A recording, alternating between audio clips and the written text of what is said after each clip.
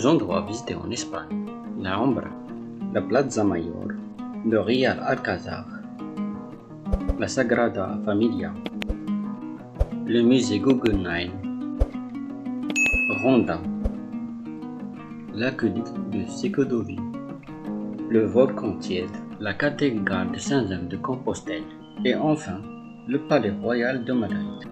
Ce complexe faisant à la fois office de palais et de forteresse se trouve à Grenade, en Andalousie. La Alhambra est un édifice exceptionnel qui est classé au patrimoine mondial de l'UNESCO. Il est planté sur un plateau qui domine Grenade. Non seulement la Alhambra vous mettra plein les yeux, mais sa visite offrira également de splendides panorama sur la ville. Classé à l'UNESCO, la Alhambra est un palais d'architecture islamique parmi les plus beaux d'Espagne.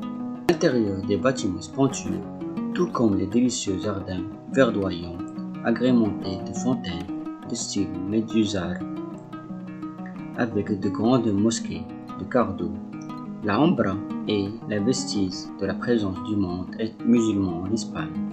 Il est conseillé de réserver ses billets d'entrée vu le quota de visiteurs quotidiens fixés par les autorités.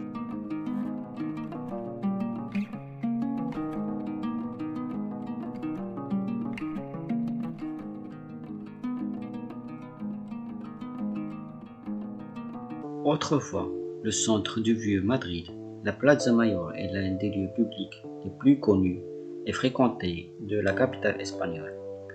Touristes comme habitants viennent s'y promener, faire du shopping, y déjeuner, etc. La place fut construite vers les années 1600, d'environ 13 000 m².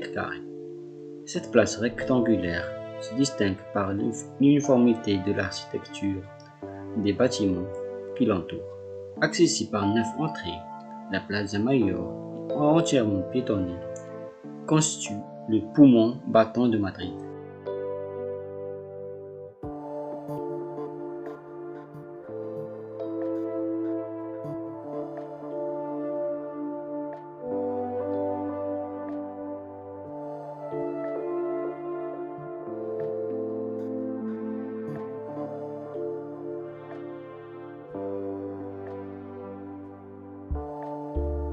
Le Real Alcázar est un autre témoignage resplendissant de la présence maure en Espagne.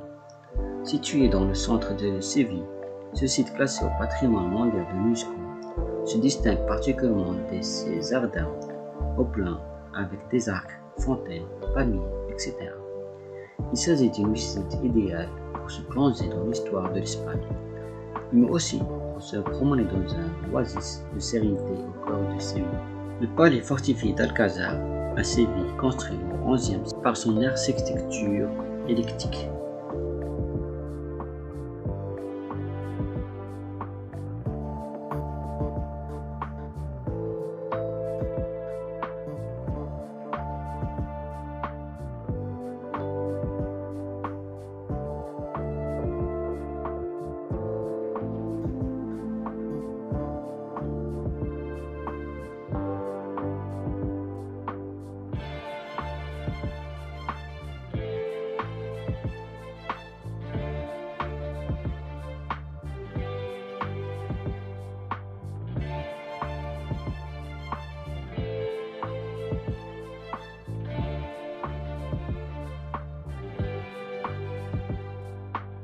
Cet édifice religieux a beau être non achevé, il est l'emblème incontestable de la ville de Barcelone.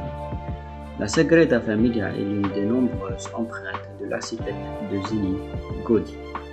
Démarré en 1982, le chantier se poursuit de nos jours. L'église devrait être enfin achevée d'ici une petite dizaine d'années. Malgré son caractère inachevé, il est possible de visiter la Sagrada Familia. Grimper au sommet de l'une de ses nombreuses flèches vous permettra de bénéficier de panorama saisissant sur Barcelone. Il est conseillé de réserver vos billets afin de ne pas faire la file. À Barcelone, la Sagrada Familia est l'un des plus beaux exemples de l'art nouveau Made in Gaudí.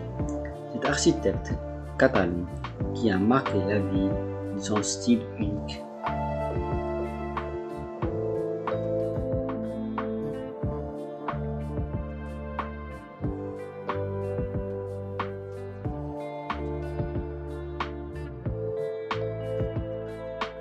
Le musée Garine de Bilbao fut inauguré en 1997 par le roi Juan Carlos Ier.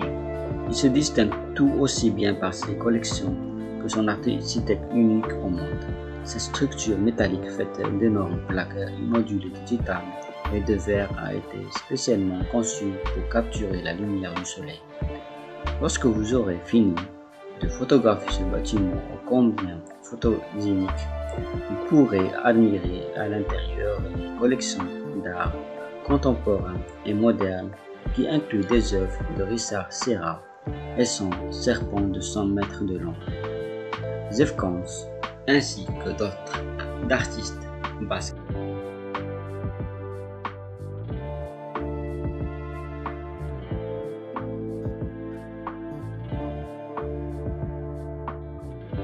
La petite ville de Ronda, située dans la province de Malaga, est célébrée par son architecture et la situation spectaculaire au-dessus d'une gorge, El Tajo.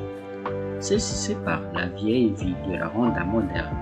Un pont en pierre assure la jonction entre les deux. Cela dit, cette petite ville dispose également d'une tradition culturelle théâtrale importante. Chaque septembre, le Fiera Corriesa, l'une des fêtes les plus pittoresques d'Andalousie, a lieu.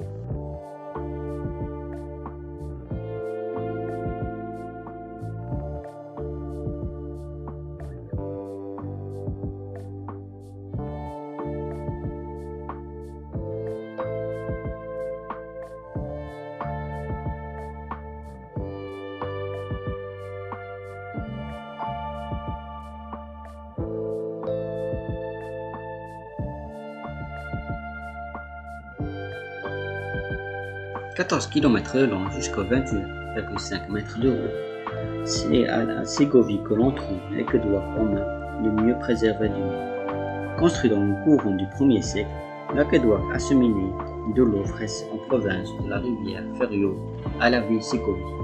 Si le déplacement est en plein vent ne suffit pas à l'aqueduc, Ségovie dispose de bien d'autres atouts dans sa manche. Son château et sa cathédrale font partie des visites immanquables de cette petite ville située non loin de Madrid.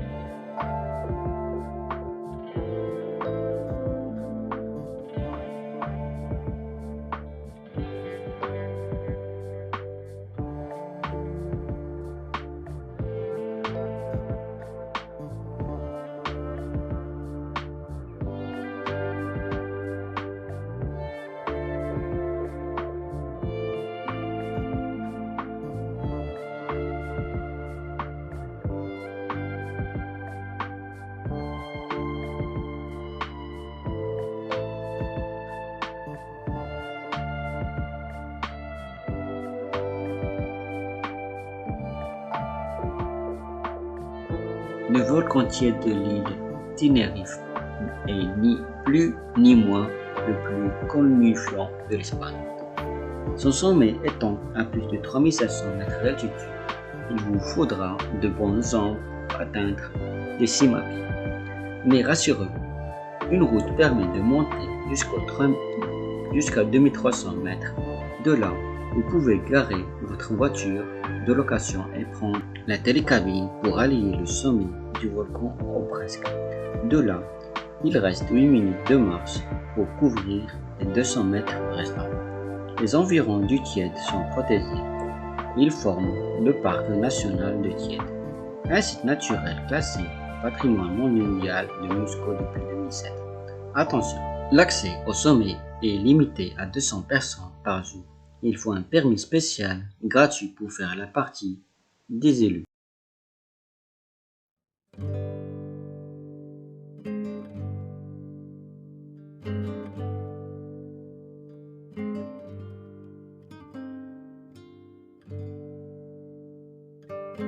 La cathédrale de Saint-Jacques de Costopelle est le terminus des pèlerins. Après leur long voyage, ceux-ci récompensent par la contemplation de cet édifice spectaculaire, souvent situé en tant que chef-d'œuvre de l'architecte romain.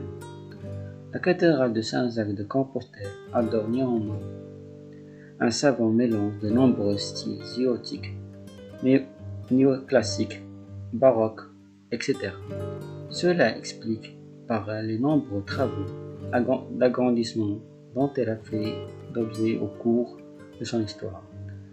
La cathédrale se caractérise par certaines de statues qui représentent l'Apocalypse.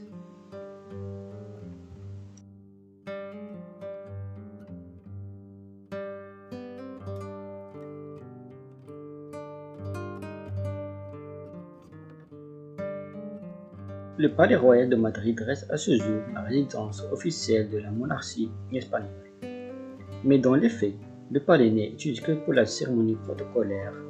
Vous aurez tout donc le loisir de visiter sans importuner le roi Philippe IV, qui vit avec sa famille dans le plus modeste palais de Ursula, situé dans la banlieue de Mardila, la salle du trône, les Ardennes, la salle des banquets.